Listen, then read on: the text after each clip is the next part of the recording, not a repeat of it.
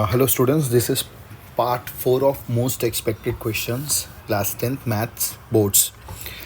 तो इसके अंदर हम लोग सबसे पहले स्टार्ट करते हैं प्रोबेबिलिटी चैप्टर के अंदर। प्रोबेबिलिटी चैप्टर के अंदर जनरली 4 कैटेगरी के अंदर से क्वेश्चंस पूछे जा सकते हैं।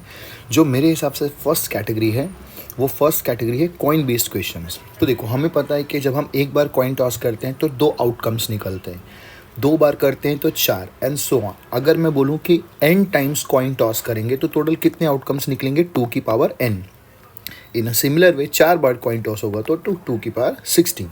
तो एक एग्जाम्पल लेते हैं कि 3 कॉइन टॉस हुआ है तो टोटल आउटकम्स क्या बनेंगे, 2 की पावर 3 विच इज़ 8। अब कैसे लिखना है, 8 का आधा क्या होता है 4, तो 4 बार हेड लिखो, 4 बार टेल लिखो, फिर 4 का आधा 2 बार हेड लिखो, 2 बार टेल लिखो, फिर 2 बार हेड लिखो, फिर 2 बार टेल लिखो, फिर 2 का आधा 1, मतलब ऑल्टरनेट हेड टेल लिखना है आपको। ठीक है, तो इस तरीके से सैम्पल स्पेस हमें बना लेना है। अब अगर हमें यहाँ पे पूछा, ठीक है, कि एटलीस्ट 1 हेड आने की क्या प्रोबेबिलिटी है। नाउ सी, व्हेन आई से एटलीस्ट का मतलब होता है कम से कम 1 हेड। मतलब 1 हेड आएगा तो भी चलेगा, 2 आएगा तो भी चलेगा, 3 आएगा तो भी चलेगा, बिकॉज ये क्या है, कम से कम। तो एटलीस्ट वर्ड पे अपन को ध्यान देना है, ठीक है। और फिर निकालो, आंसर आएगा 7/8। मुझसे पूछा एटमोस्ट 1 हेड। एटमोस्ट 1 हेड का मतलब क्या होता है, मैक्सिमम एक ही हेड आ सकता है, मैक्सिमम एक ही हेड आ सकता है। मतलब मैक्सिमम 1 है तो 0 भी तो पॉसिबल है। अब देख लो कि ऐसे कितने ऑप्शन है जहाँ पे 1 या 0 हेड है, एंड देन फिर आंसर निकाल लो। तो कॉइन बेस्ड क्वेश्चन के अंदर आपको ध्यान रखना है कि टोटल नंबर ऑफ आउटकम्स 2 की पावर n होते हैं, एंड एटलीस्ट एंड एटमोस्ट का कॉन्सेप्ट आपको आना चाहिए। फिर आता है dice related question. Dice related question में आप सबसे पहले सैम्पल स्पेस बना लेंगे 1,1 1,2 वाला। And please guys make sure, एक बात मेरी बात बहुत ध्यान से सुनना, 1 is neither prime nor composite. Please गलती मत करना, 1 is neither prime nor composite. ठीक है, ये मैं प्रोबेबिलिटी के पॉइंट ऑफ व्यू से भी बोल रहा हूँ, चैप्टर 1 रियल नंबर के पॉइंट ऑफ व्यू से भी बोल रहा हूँ। ठीक है, कैटेगरी 3 आते हैं car related questions. Car related questions में हमें पता है कि फेस कार्ड्स, कई बार स्टूडेंट्स मिस्टेक कर लेते हैं, हम एस को भी फेस कार्ड मान लेते हैं, एस फेस कार्ड नहीं है। ठीक है, अब यहाँ पे प्रोबेबिलिटी में कई बार कार्ड बेस्ड क्वेश्चन में और एंड वाला कॉन्सेप्ट आता है। अगर क्वेश्चन पूछे what is the probability of getting a red card और a face card, now tell me कितने रेड कार्ड्स हैं, 26, और फेस कार्ड कितने हैं, है तो वैसे 12, लेकिन क्या इस 26 रेड कार्ड में फेस कार्ड काउंट नहीं हुए होंगे, ऑब्वियसली हुए होंगे, राइट। तो अब इसके अलावा और कितने फेस कार्ड बच गए, तो अब 12 नहीं बचे, अब कितने बचे, सिर्फ और सिर्फ 6। ठीक है, तो what is the probability of getting a red card और अ फेस कार्ड, दोनों को जोड़ो, आंसर क्या आएगा 32/52। फिर इसको सिंप्लीफाई करके फर्दर आंसर तक अपन पहुंच सकते हैं। ठीक है, तो रेड कार्ड और अ फेस कार्ड बोला है, ठीक है, और बोला मतलब दोनों, रेड भी हो सकता है या फेस भी हो सकता है। अगर एंड बोला है तो यहाँ पे कंडीशन ये लग जाता है कि दोनों होने चाहिए। ठीक है, अब ऐसा क्या प्रोबेबिलिटी कि रेड कार्ड हो जो कि फेस कार्ड हो, एंड मतलब both condition should be satisfied. तो ऐसे कितने कार्ड्स हो सकते हैं जो रेड के साथ साथ फेस होंगे, देयर आर ओनली 6। तो answer is going to be 6/52 और 3/26। ठीक है, तो एंड और का कॉन्सेप्ट आई होप आपको समझ में आया होगा। नेक्स्ट आता है, कई बार यहाँ भी गलती होती है, बोला होता है कि there are many cards numbered from 1 to 50। 1 to 50 लिखा है ना, फ्रॉम मतलब 1 and 50 दोनों काउंट होगा, टोटल नंबर ऑफ ऑब्जर्वेशन क्या बनेगा 50। और बिटवीन लिखा है मतलब 1 and 50 दोनों ही काउंट नहीं होगा, यानी कि टोटल नंबर ऑफ ऑब्जर्वेशन कितने आ गए 48। एक ये बड़ा प्रोबेबल क्वेश्चन बन सकता है कि लीप ईयर में 53 मंडेज होने की क्या प्रोबेबिलिटी है। नवीन लीप ईयर में 366 डेज होते हैं। जब मैं 7 से डिवाइड करूंगा तो 52 तो कंप्लीट वीक्स हैं एंड 2 वीक रिमाइंडर बच रहा है, 2 दिन रिमाइंडर बच रहा है। वो 2 दिन कुछ भी हो सकता है इन 7 में से, हमें तो चाहिए मंडे। तो मंडे होने की प्रोबेबिलिटी क्या है, ये दोनों, यानी कि आंसर क्या आएगा 2/7। ठीक है, सिमिलरली हो सकता है कि आपसे पूछें कि लीप की जगह नॉर्मल ईयर में 53 मंडेज आने की क्या प्रोबेबिलिटी है, तो 365 को 7 डेज से डिवाइड करेंगे तो रिमाइंडर आएगा 1। मतलब 52 तो कंप्लीट वीक्स है, 52 वीक्स में तो सारे ही दिन 52 टाइम्स आएंगे, बट 53 यानी कि एक एक्स्ट्रा टाइम मंडे तभी पॉसिबल है जब ये एक दिन मंडे ही हो। तो क्या प्रोबेबिलिटी है ये एक दिन मंडे ही हो, आउट ऑफ 7, 1/7। ठीक है, एक ये बड़ा फेवरेट क्वेश्चन है बोर्ड्स का, इसमें क्या बोला है, a box content 12 balls out of which some are red. तो हम मान लेते हैं कि सम मतलब X of them are red. तो क्या प्रोबेबिलिटी है रेड बॉल उठाने की, x/12। अगर हमने 6 रेड बॉल और ऐड कर दिया तो प्रोबेबिलिटी डबल हो जाएगी। तो अब रेड बॉल कितने हो गए, पहले x से 6 और ऐड कर दिया तो अब कितने हो गए, x+6। तो रेड बॉल उठाने की प्रोबेबिलिटी क्या हो जाएगी, x+6/18। ये 18 कैसे हुआ, पहले 12 बॉल्स थे, 6 बॉल और ऐड कर दिए तो अब कितने हो गए, 18। अब क्या बोला है, ये प्रोबेबिलिटी डबल हो जाती है, मतलब पहले से क्या हो जाती है, डबल। इस इक्वेशन को सॉल्व करके हम x की वैल्यू तक पहुंच सकते हैं और हमें पता चल जाएगा total number of red balls कितने हैं। इसके अलावा इस चैप्टर में आपको ये ध्यान रखना है कॉम्प्लीमेंट्री इवेंट्स क्या होता है, वो इवेंट जिसके होने की प्रोबेबिलिटी और नहीं होने की प्रोबेबिलिटी मिल के क्या होता है, 1। अच्छा, एक बात और ध्यान रखना कि प्रोबेबिलिटी ऑफ ए इवेंट हमेशा 0 और 1 के बीच में ही होगा। 0 भी हो सकता है, 1 भी हो सकता है, पर इन दोनों के बीच में होगा, ना नेगेटिव होगा ना 1 से बड़ा होगा। एक लास्ट चीज़ है इस चैप्टर के अंदर, म्यूचुअली एक्सक्लूसिव इवेंट का मतलब क्या होता है। म्यूचुअली एक्सक्लूसिव इवेंट मतलब वो सारे इवेंट्स जिनको जोड़कर अगर प्रोबेबिलिटी 1 आती है तो हम उनको बोलते हैं म्यूचुअली एक्सक्लूसिव इवेंट। जैसे कि एक डाई थ्रो किया, what is the probability of getting number 1, 1/6। 2 आने की क्या प्रोबेबिलिटी है, 2/6। ऐसे सारे 2 आने की प्रोबेबिलिटी भी क्या है, 1/6। ऐसे सारे नंबर आने की प्रोबेबिलिटी क्या है, 1/6। तो अगर हम सबको जोड़ेंगे तो आंसर क्या आएगा, 1 आएगा।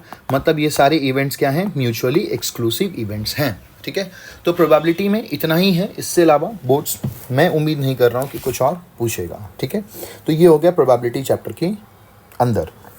नेक्स्ट हम लोग बढ़ते हैं सरफेस एरिया वॉल्यूम में। तो सरफेस एरिया वॉल्यूम में गाइस मैं आपको बोलूँगा stick to NCERT, strictly NCERT पर ही आपको फोकस करना है। तो इसमें एनसीईआरटी में मैंने कुछ क्वेश्चंस मार्क किए हुए हैं, जैसे कि एग्जाम्पल नंबर 2 आप देख सकते हो।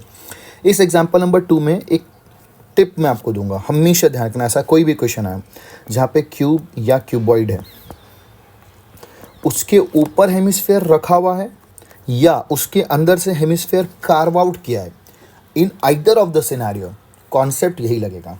आई रिपीट, हेमिस्फेयर इसके ऊपर हो या अंदर से कार्व आउट किया हो, कोई फ़र्क नहीं पड़ता।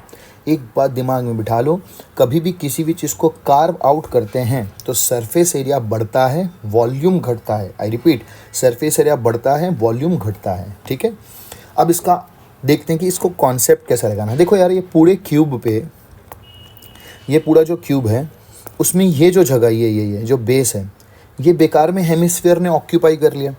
अगर इतना सा जगह हेमिस्फेयर नहीं ऑक्यूपाई किया होता तो पूरा क्यूब या क्यूबॉइड हमारे पास होता। तो हम क्या करेंगे, TA से निकालेंगे क्यूब का और उसमें से ये बेस एरिया क्या कर देंगे, माइनस। ठीक है, तब आ गया मेरे पास टोटल एरिया ऑफ क्यूब। उस पे पर हमने रखा है हेमिस्फेयर, तो हेमिस्फेयर का सरफेस एरिया क्या होता है, 2πr²। अब यहाँ वैल्यू सॉल्व करेंगे हम, तो हमें मिल जाएगा पूरे होल सेटअप का एरिया। हो सकता है यहाँ क्यूब की जगह क्यूबॉइड दिया हो, कॉन्सेप्ट लेकिन चेंज नहीं होगा, खाली फॉर्मूला चेंज होगा, है ना। TSA ऑफ क्यूब की जगह हम TSA ऑफ क्यूबॉइड का इस्तेमाल करेंगे। नेक्स्ट जो मैं एक्सपेक्ट कर रहा हूँ वो ये क्वेश्चन हो सकता है, बर्ड बाथ।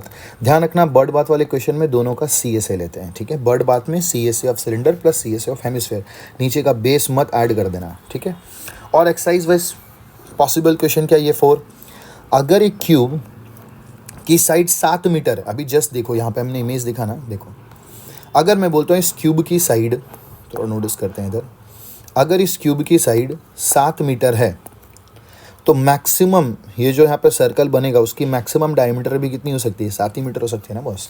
तो वही वो क्वेश्चन है कि मैक्सिमम डायमीटर क्या होगा, 7 होगा। फिर सरफेस एरिया निकालना है, सेम टू सेम वही क्वेश्चन है जो जस्ट अभी हम लोग डिस्कस किए। ठीक है, फिर एक्सरसाइज के इंपॉर्टेंट क्वेश्चंस में ये आ जाते हैं सॉलिड सिलेंडर। बॉस एक बात ध्यान रखना, सॉलिड सिलेंडर का मतलब क्या होता है। सॉलिड सिलेंडर का मतलब हुआ एक ऐसा सिलेंडर जिसका टॉप भी है और बॉटम भी है। कल के दिन मैं बोलूँ मैंने इससे एक कोन कार्व आउट कर लिया, रिमेनिंग सॉलिड का सरफेस एरिया निकालो। कैसे निकालेंगे, कोन का CSA लेंगे प्लस सिलेंडर का CSA लेंगे। लेकिन बॉस एक बात बताना, सिलेंडर का बेस तो अभी भी बच गया because it was a solid cylinder, तो πr² भी मुझे क्या करना पड़ेगा, ऐड। यही अगर यहाँ पे सॉलिड सिलेंडर की जगह होलो सिलेंडर दिया होता तब हम ये πr² ऐड नहीं करते। ठीक है, क्योंकि नीचे का बेस तो है ही नहीं, ऑलरेडी होलो है। और क्या प्रोबेबल क्वेश्चंस हो सकते हैं जो हमें पढ़ के जाने या प्रैक्टिस करके जाने, ये देखो मार्क कर लो फटाफट, 3, 4, 5, 6 एंड 7। गाइज एक चीज़ और है मेरी तरफ से एक टिप, जनरली क्या होता है, हम सरफेस एरिया वॉल्यूम के चैप्टर के क्वेश्चंस में ना एक कैलकुलेशन मिस्टेक करते हैं, हम बड़े वो हो जाते हैं कि भाई इतना बड़ा कैलकुलेशन कैसे हैंडल करें। तो देखो ये जो क्वेश्चन है हमारे बुक का, ये वेसल वाला, इसकी मदद से मैं आपको समझाता हूँ कि कैलकुलेशन कैसे किया जाएगा। ठीक है, इधर ध्यान देना। अब इसमें देखो, उसमें क्या बोला हुआ है कि 1/4 ऑफ वाटर फ्लोज आउट। ठीक है, तो जो हमारा कोन था उसके वॉल्यूम का 1/4 पानी बाहर आ गया और हमने आई थिंक कुछ n लेड शॉट्स अंडर डाले होंगे। अब डायमेंशंस पे आते हैं, पहले तो चेक करते हैं कैंसिल आउट क्या हो रहा है। 3 और 3 कैंसिल हो गया, पाई और पाई कैंसिल हो गया। अब वैल्यूज पुट करो। r की वैल्यू दी हुई 5 एंड h दिया हुआ 8। मैं यहाँ आपको खाली कैलकुलेशन सिखा रहा हूँ कि कैलकुलेशन करते कैसे हैं। ठीक है, थोड़ा सा इधर ध्यान देना। ये 4 और 2 कैंसिल हो गया, क्या बचेगा 50। उधर देखना, 4 और 0.5 क्या होगा 2 को फिर से 0.5 से मल्टीप्लाई करेंगे क्या बनेगा 1 को फिर से 0.5 से मल्टीप्लाई करेंगे क्या बना 0.5। तो कितना आसान हो गया ना कैलकुलेशन। हमेशा ध्यान रखना सरफेस एरिया वॉल्यूम के कैलकुलेशन के अंदर 2-3 टिप्स है मेरे तरफ से। फर्स्ट, ऐसा स्टेटमेंट लिखना, फॉर्मूला लिखना, कोशिश करना जितना कैंसिल होता है करो, अगर जितना कॉमन निकालता है निकालो, कॉमन निकालो, कैंसल आउट करो। इमीडिएट बड़े नंबर्स को आपस में मल्टीप्लाई मत करो, अपने लिए प्रॉब्लम मत क्रिएट करो। ठीक है, इसके अलावा जितने भी क्वेश्चंस मैंने एनसीईआरटी में मार्क कराए, एक और क्वेश्चन है जिसका आपको ध्यान रखना है। अब जैसे ये क्वेश्चन क्या है, इसमें बोला एक पूरा बिल्डिंग है या डोम है। ठीक है, जो सिलेंडर का शेप है और उसके ऊपर हेमिस्फीयर माउंटेड है। इस पूरी बिल्डिंग का वॉल्यूम आपको दिया हुआ है, आप देख पा रहे हैं यहाँ पे। और आपको एक इन्फॉर्मेशन और दी हुई है कि इस बिल्डिंग का जो डायमीटर है that is equal to total height above floor. ठीक है, बिल्डिंग की diameter is equal to total height above floor. तो ठीक है, ये रिलेशन बनेगा diameter is total height above floor. देखो ना, यहाँ से यहाँ तक की हाइट कितनी है, h+r है। यहाँ से एक रिलेशन बन गया h is equal to r। ठीक, अब हमें बोला है कि पूरे बिल्डिंग का वॉल्यूम हमें दिया, तो पूरे बिल्डिंग का वॉल्यूम क्या होगा, volume of cylinder plus volume of hemisphere. मैंने फॉर्मूला लगाया। नोटिस करना मैंने कैलकुलेशन कैसे किया है। इसको वॉल्यूम को मैंने सिंपल फॉर्म में, प्रॉपर फॉर्म में कन्वर्ट किया। अब यहाँ देखना, फॉर्मूला लगाया। सबसे पहले मैंने क्या किया, कॉमन निकाला। राइट, कॉमन निकालने के बाद मुझे पता था h और r इक्वल है। राइट, तो मैं क्या करूँगा, पाई r² h की जगह क्या वैल्यू पुट करूँगा r, 2/3r is equal to 880/21। अंदर ज़रा सा एलसीएम लेते हैं और अब वैल्यूज़ पुट करते हैं। पाई की वैल्यू 22/7, r² ही रहेगा। अंदर एलसीएम लेंगे तो बनेगा 5/3r इज इक्वल टू 880/21। देखो, नोटिस करना, मैं बड़े नंबर्स को मल्टीप्लाई नहीं करूँगा, कैंसिल करूँगा। ये 7 और ये 3 मिल के क्या बन गया 21, और ये 21 कैंसिल। ठीक है, 22 और 880 कैंसिल कैसे होगा 40, और 5 और 40 कैसे कैंसिल होगा 8। तो अब बच क्या गया, यहाँ r² है और यहाँ r है, मतलब r³ की वैल्यू क्या आ गई 8, r की वैल्यू क्या आ गई 2। यही मुझे आपको सिखाना है, कॉमन निकालो, कैंसिल करो जितने हद तक होता है। बड़े बड़े नंबर्स को आपस में मल्टीप्लाई मत करो। r अगर 2 आ गया तो मुझे पता है h और r इक्वल है, मतलब h भी क्या है 2। तो सिलेंडर की हाइट भी 2 है, रेडियस भी 2 है, यानी कि टोटल हाइट कितनी हो गई 4। तो ये अपन को ध्यान रखना है। इतना ही हमें सरफेस एरिया वॉल्यूम में करना है। कैलकुलेशन की टिप्स मैंने आपको दे दी।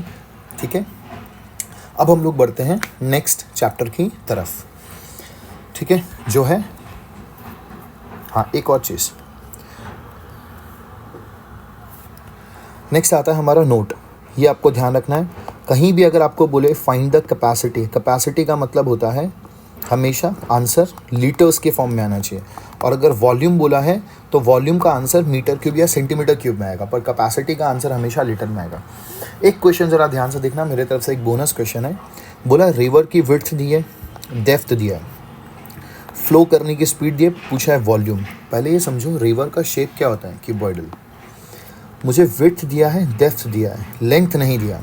तो लेंथ के लिए मुझे पता है स्पीड और टाइम दिया, तो स्पीड इंटू टाइम क्या आ जाएगा डिस्टेंस, यहाँ से आ जाएगा लेंथ। अब वैल्यूज़ देखना, 2 किलोमीटर पर आवर को मैंने 2000 मीटर किया, आवर को मिनट्स में कन्वर्ट किया। यहाँ 2 मिनट बोला था तो 2 से क्या कर दिया मल्टीप्लाई। तो स्पीड इंटू टाइम, ये क्या आ गया लेंथ, और बाकी 2 डायमेंशंस तो मुझे दी हुई थी। यहाँ से सॉल्व करके मुझे वॉल्यूम पता चल जाएगा। ठीक है, so that was all from surface area volume. Now will move with next chapter. Next chapter is area related to circles. तो देखो, एरिया रिलेटेड टू सर्कल्स में पहले तो मैं आपको मार्क करा देता हूँ कुछ इंपॉर्टेंट क्वेश्चंस एनसीईआरटी से। तो ये क्वेश्चन नंबर 8, 9, 10 में मुझे आपका एक थोड़ा अटेंशन चाहिए। यहाँ 2 कॉन्जिक्यूटिव रिप्स बोला है। एग्जामिनेशन हॉल में हम क्या करते हैं ना, हमें लगता है 2 कॉन्जिक्यूटिव रिप का मतलब 2 सेक्टर का एरिया पूछा है। This is very wrong. आप इस फिगर को अच्छे से देखो। 2 कॉन्जिक्यूटिव रिप मतलब ओनली 1 सेक्टर इज फॉर्म। और यहाँ पे टोटल कितने डिवीजन है? 8। मतलब हर एक का एंगल क्या होगा? 45 डिग्री। तो ये ध्यान रखना, ठीक है। नेक्स्ट ये वाला 11th वाला, इसमें 2 वाइपर है। क्या होता है ना, हम एंड में आंसर लेके आ जाते हैं और 2 से मल्टीप्लाई करना भूल जाते हैं, ठीक है। नेक्स्ट क्वेश्चन है क्वेश्चन नंबर 13। आपको ये सेगमेंट दिख रहा है, आपको सेगमेंट का एरिया निकालना। थीटा दिया नहीं है, टोटल 6 डिवीजन है, तो हर एक का वैल्यू क्या आ जाएगा? 60 डिग्री, ठीक है। अब यहाँ थोड़ा सा ध्यान दीजिए, ये कुछ मेन इंपॉर्टेंट फार्मूलाज हैं, but area of minor segment का फॉर्मूला ये आप इस्तेमाल डायरेक्टली कर सकते हैं एग्जामिनेशन हॉल में विदाउट एनी डाउट। यहाँ नोटिस करोगे तो यहाँ θ/2 दिया है। इसका क्या मतलब है? अगर कल के दिन थीटा 60 डिग्री है तो यहाँ हम 60/2 यानी कि साइन 30 पुट करेंगे। इस तरीके से अप्रोच लेना है। नेक्स्ट मुझे आपका ध्यान चाहिए क्लॉक रिलेटेड क्वेश्चंस के अंदर। हमें पता है क्लॉक के अंदर टोटल 12 डिविजन्स होते हैं, राइट। तो हर एक सेक्टर का एंगल क्या बनेगा? 30 डिग्री, ठीक है। कल के दिन मुझे बोला कि बताओ आपका मिनट हैंड 10 मिनट के अंदर कितना एरिया स्वीप किया ना। मुझे पता है कि 10 मिनट के अंदर 2 सेक्टर कवर करेगा, क्योंकि 5-5 मिनट का एक सेक्टर होता है। तो एंगल क्या बन जाएगा? 60। सपोज आपको दिया हुआ है कि मिनट हैंड का लेंथ 5 है, तो आप वैल्यूज पुट करो, यानी कि रेडियस दिया हुआ है और आंसर लेके आ जाओ। इस चैप्टर के अंदर जो लास्ट पैटर्न का क्वेश्चन बन सकता है वो है रेवोल्यूशन रिलेटेड क्वेश्चंस। आपको बोलेगा एक व्हील है जिसकी डायमीटर दी हुई है, बोलेगा अगर वो कार इतनी की स्पीड से चल रही है तो 10 मिनट में बताओ कितनी बार रिवॉल्व करेगा। तो देखो, कोई भी व्हील एक बार अगर रिवॉल्व करती है तो कितना दूरी तय करती है? 2πr। अब मुझे तो नहीं पता इसने कितना दूरी तय किया, तो मुझे पता है एक चीज़ की डिस्टेंस क्या होता है? Speed into time. तो ये रहा स्पीड, आवर्स को मिनट्स में और टाइम है, तो स्पीड इंटू टाइम क्या हो गया? डिस्टेंस। अब अगर एक बार व्हील रिवॉल्व करता है तो 2πr डिस्टेंस ट्रैवल करता है। ऐसे व्हील n बार रिवॉल्व कर रहा है, ठीक है ना। यहाँ पे रेडियस 40 सेंटीमीटर दिया है, मुझे इसको मीटर में करना पड़ेगा, है ना। अब यहाँ वैल्यूज पुट कर दो आर की, कैलकुलेट करके आंसर निकाल लो कि टोटल व्हील कितनी बार रिवॉल्व किया है, ठीक है। Next quadrant. इस चैप्टर के अंदर हमें ध्यान रखना है क्वाड्रेंट का मतलब क्या होता है। क्वाड्रेंट का मतलब एक ऐसा सेक्टर जहाँ पे एंगल क्या बन रहा है? 90 डिग्री बन रहा है, ठीक है। अगर हमसे कल के दिन कोई पूछ लिया कि इस क्वाड्रेंट का पेरीमीटर बताओ, तो बड़ा सिंपल है। आप देख सकते हो पेरीमीटर क्या होता है? Outer most boundary. तो आउटर मोस्ट बाउंड्री में क्या है? 2r, और ये लेंथ ऑफ आर्क मुझे निकालना पड़ेगा। लेंथ ऑफ आर्क का फॉर्मूला लगाओ, थीटा के वैल्यू 90 पुट करो, तुम्हें तुम्हारा आंसर मिल जाएगा। और एक लास्ट चीज़ है, ध्यान रखना कि ना ये पूरे सेक्टर के अंदर ये शेडेड एरिया दिया आपको, ये सारे वैल्यूज़ दिए हुए, आपसे पूछा बताओ इसका पेरीमीटर क्या है। देख बच्चा, एक बात ध्यान रखना, भ्रमित मत हो जाना। पेरीमीटर हमेशा आउटर मोस्ट बाउंड्री का ही लेते हैं, अंदर कुछ भी हो उससे फ़र्क नहीं पड़ता। तो आउटर मोस्ट बाउंड्री को आप जोड़ोगे तो ये r है, ये r है और ये l है, तो आंसर क्या आएगा? 2r + l। अंदर जो a दिया है वो आपको सिर्फ जो है गलत करवाने के लिए दिया गया है, आप उस पर ध्यान नहीं देंगे, ठीक है। तो विद दिस हमारा एरिया रिलेटेड सर्कल भी हो जाता है ख़त्म, ठीक है। और इस पार्ट का हमारा लास्ट चैप्टर है विच इज़ स्टैटिस्टिक्स। थोड़ा ध्यान से सुनना, स्टैटिस्टिक्स में बहुत मिस्टेक करते हैं वो बच्चे। सबसे पहला डाउट, सर इसमें टोटल ना फ्रीक्वेंसी 50 है, तो n/2 करेंगे ना तो आएगा 25। सर तो हम मीडियन क्लास किसको लें? ध्यान रखना, मीडियन क्लास कौन सा होता है? जिसका CF n/2 से बड़ा हो, इक्वल नहीं। तो n/2 अगर 25 आया तो उससे जस्ट बड़ा ये है CF, मतलब ये मेरा क्या होगा? मीडियन क्लास होगा, ठीक है। ये गलती नहीं करना है, इस बात का ध्यान रखना है। स्टैटिस्टिक्स में एकदम स्टिक टू NCERT रहना है, direct normal formula based question ही आते हैं, वही क्वेश्चन ही आते हैं जो NCERT में गिवन है। बट कुछ टिप्स एंड ट्रिक्स हैं जो मुझे आपको देने हैं, ठीक है, जो हमें ध्यान रखने हैं कल के बोर्ड्स के एग्ज़ाम में अपीयर करने से पहले, ठीक है। इधर ध्यान दो, मीडियन। यहाँ पे भी बच्चे मिस्टेक करते हैं। XY वाले क्वेश्चन में आपको बोला है मीडियन 525 है, तो सबसे पहले तो मीडियन क्लास पता करो ना बॉस। बिना मीडियन क्लास पता किए फॉर्मूला लगाओगे कैसे? कैसे पता चला ये मीडियन क्लास है? 525 कहाँ लाई करेगा? इसी में लाई करेगा ना। तो यही मेरा मीडियन क्लास है, ये मेरी मीडियन क्लास की फ्रीक्वेंसी, ये मेरे मीडियन क्लास का फोकल लेंथ। टोटल फ्रीक्वेंसी 100 दिया तो n/2 क्या आएगा? 50। CF हमेशा पीछे वाले मीडियन क्लास का लेते हैं, तो यहाँ से फॉर्मूला में पुट करो, इक्वेशन बनाओ, आंसर लेके आ जाओ, ठीक है। नेक्स्ट, कई बार ये भी बच्चों से होता नहीं है कि सर लेस देन में दिया, इसको नॉर्मल टेबल में कन्वर्ट करना है। बड़ा सिंपल है, लेस देन दिया ना तो लेस मतलब नीचे से शुरू करो, ठीक है। इसको इससे सब्ट्रैक्ट करो, फ्रीक्वेंसी क्या बनी 4, यहाँ क्या बना 3, यहाँ पे क्या बना 3, यहाँ क्या बना 4, यहाँ क्या बना 3, और ऊपर कुछ सब्ट्रैक्ट करने के लिए नहीं तो 5, ठीक है। इस तरीके से आप लेस देन के टेबल को नॉर्मल फ्रीक्वेंसी में कन्वर्ट कर सकते हो। और आपको यहाँ दिख रहा है कि क्लास साइज़ 10-10 की है, तो पहली क्लास साइज़ क्या होगी 0 से 10, फिर क्या होगी 10 से 20, फिर क्या होगी 20 से 30। इस तरीके से आप क्लास साइज़ भी बना सकते हो। लेस देन का दिया है तो नीचे से सब्ट्रैक्ट करना, मोर देन का दिया है तो ऊपर से सब्ट्रैक्ट करना, ठीक है। तो लेस देन मोर देन वाला अगर क्वेश्चन आया तो आप कर पाएंगे। एक टिप है कैलकुलेशन में, स्टैटिस्टिक्स से कैलकुलेशन में कई बार दिक्कत नहीं होता कि फाइनल आंसर मैच नहीं करता है, तो हमेशा ध्यान रखना कैलकुलेशन अप टू 3 डेसिमल्स करना है। मान लो आपने सॉल्व किया और आपका मीन आया 120 + 43/8, तो आप क्या करोगे 43 को 8 से पहले डिवाइड कर दो, लेकिन अप टू 3 डेसिमल तक की वैल्यू लेना, जो भी आएगा उसको 120 में प्लस करके फिर आंसर निकालना, तो कभी आपका फाइनल आंसर गलत नहीं होगा। ये क्वेश्चन असर्शन रीजन या एमसीक्यूज में पूछते हैं कि अगर हमने सारे ऑब्जर्वेशन को 2 से बढ़ा दिया तो मीन या मीडियन या मॉड में क्या होगा। भाई देखो, जो तुम ऑब्जर्वेशन के साथ करोगे वही सेम चीज़ तीनों के साथ होगा। अगर बढ़ाओगे तो तीनों बढ़ जाएगा, घटाओगे तो तीनों घट जाएगा, मल्टीप्लाई करोगे तीनों मल्टीप्लाई हो जाएगा, ठीक है। एक और गलती, सर ये क्लास इंटरवल है 30 से 40, 40 से 50, 50 से 60, ये 40 किस में काउंट होता है? 40 हमेशा आगे वाले क्लास इंटरवल में काउंट होगा। इसमें जैसे 50 इसमें काउंट नहीं होगा, 50 इसमें काउंट होगा, तो ये आपको ध्यान रखना है, ठीक है। नेक्स्ट, कुछ 1-2 बोनस क्वेश्चन है मेरे तरफ से जो आप ध्यान रखेंगे, एमसीक्यू में रिपीटेडली बोर्ड्स पूछती है। बोला 4 ऑब्जर्वेशन का मीन 7 है। पहले तो बताओ मीन का मतलब क्या होता है? Sum of all observation upon total number of observation, right. Mean आपको दिया हुआ 7, 4 ऑब्जर्वेशन का सम हमें पता नहीं, टोटल नंबर ऑफ ऑब्जर्वेशन है 4, तो चारों ऑब्जर्वेशन का सम क्या हो गया है 28। वैसे ही यहाँ पे क्या बोला है, एक नंबर ऐड करने की वजह से मीन अब हो जाता है 8, तो अब टोटल नंबर ऑफ ऑब्जर्वेशन कितने हो जाएंगे 5, मीन है 8, तो उन पाँचों का सम क्या आएगा 40। सोच, 4 ऑब्जर्वेशन का सम 28 है, 5 का सम 40 है, मतलब 5th वाली की वैल्यू क्या है 12। ये एमसीक्यू के पॉइंट ऑफ व्यू से। सिमिलर पैटर्न का एक और क्वेश्चन है। अब आपको बोला है कि 9 ऑब्जर्वेशन का मीन 7 है, तो मुझे बताओ सारे के सारे 9 ऑब्जर्वेशन का सम A1 A2 ऐसे करके A9 तक का सम क्या है 63। अभी जस्ट सीखा आपको करना, ठीक है। मीन 7 है तो मल्टीप्लाई करना। बोला पहले 5, तो A1 से लेके A5, इनका मीन है 7, तो 7 × 5 35। लास्ट 5 मतलब A9 A8 A7 A6 A5, तो इसका भी मीन क्या है 7, टोटल कितने होंगे 35। तो अब आप सोचो फर्स्ट 5 का सम भी 35 है, लास्ट 5 का सम भी 35 है, दोनों को जोड़ो।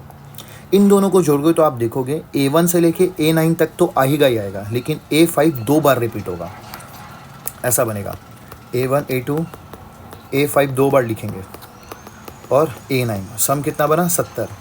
हमें पता है A1 से लेके A9 तक का वैल्यू 63 है, तो A1 से लेके A9 तक का वैल्यू 63 है, कौन सा नंबर रिपीट हो रहा है A5, तो पक्का A5 का वैल्यू क्या होगा 7 होगा, ठीक है। समझ गया ना बात, कैसे सॉल्व करना है।